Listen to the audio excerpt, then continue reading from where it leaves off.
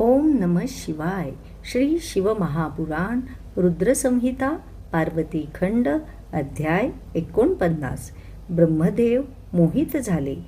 श्री गणेशाय नमः. ब्रह्मदेव नारदांना म्हणाले, हे मुने, त्यानंतर माझ्या सांगण्यावरून शिवजींनी ब्राह्मणांच्या हस्ते अग्नीची स्थापना केली.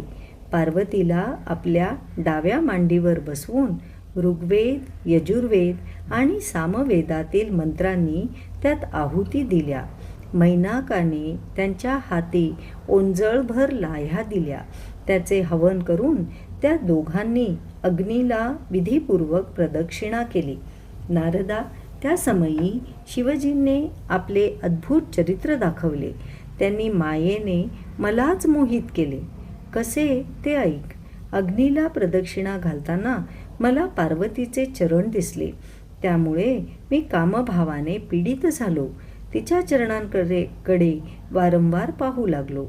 अति उत्तेजनेमुळे माझे तेज रेत स्खलित झाले.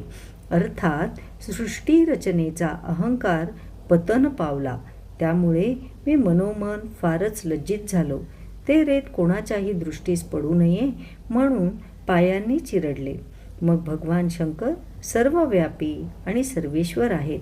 माझे कृत्य इतरांच्या लक्षात आले नसेल तरी त्यांच्या लक्षात आले. त्यांना भयंकर राग आला. ते मला मारण्यास उद्युक्त झाले. त्यांची क्रुद्ध मुद्रा पाहून मी प्राणभयाने व्याकुळ झालो. विवाह मंडपात हाहाकार माजला. दोन्ही पक्षातील निमंत्रित मंडळी भयभीत झाली. शिवजींचा क्रोधावेग शांत होणे आवश्यक होते म्हणून विष्णू आदी सर्व देवांनी त्यांची स्तुती आरंभली. ते म्हणाले, देवादिदेव महादेव, तुम्ही विश्वव्यापक परमेश्वर आहात. जगतपती, जगन्नाथ आणि जगन्मय आहात. तुम्ही सर्व भूतांच्या ठायी आत्मस्वरूपाने स्थित आहात. सत्स्वरूप ब्रह्म आणि चिद्रूप आहात.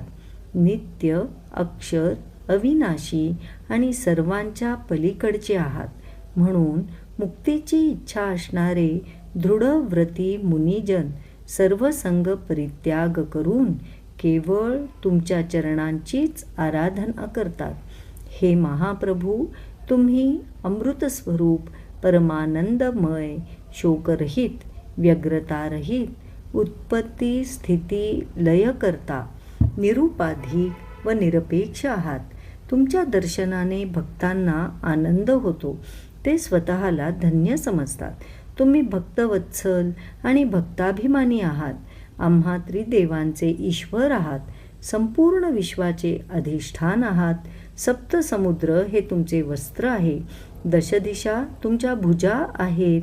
स्वर्गलोक हे मस्तक आहे. आकाश हे नाभी आहे. वायू हे नाक आहे. सूर्य, चंद्र, अग्नी हे नेत्र आहेत. मेघ हे केस आहेत. ग्रह, तारे, नक्षत्रे भूषणे आहेत. हे देवेश, तुम्ही मन आणि वाणीच्या पलीकडचे आहात. गुरूंचे गुरु आणि विद्यातत्वाचे अधिपती आहात. तुमचे स्वरूप, विस्तार, लीला, माहात्म्य, पराक्रम, सामर्थ्य, कारुण्य, दया याविषयी कोणीही पूर्णपणे जाणू शकत नाही. म्हणून संपूर्ण विश्व परम आदराने तुम्हालाच शरण येते. तुमची कृपा व्हावी म्हणून हात जोडते. शिवजी, आम्ही तुमची जी स्तुती केली तिच्या योगे प्रसन्न व्हा. तुमच्या क्रोधामुळे ब्रह्माजींची अवस्था फार बिकट झाली आहे.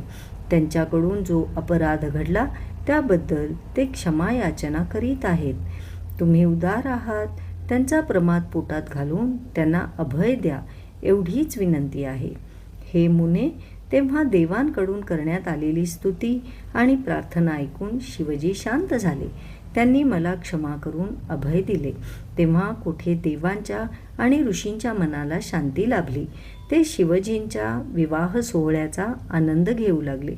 त्या समयी माझ्या रेतापासून 60,000 वालखिल्य ऋषी उत्पन्न झाले. ते अतिशय तेजस्वी होते. ते माझ्यापाशी आले आणि पिताश्री पिताश्री असा गलका करू लागले.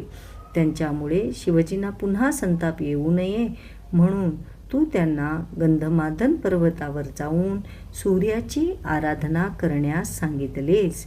त्यांनी तुझे ऐकले. मला व शिवजींना नमस्कार करून ते गंधमादन पर्वतावर निघून गेले. अध्याय 49 समाप्त. ओम नमः शिवाय.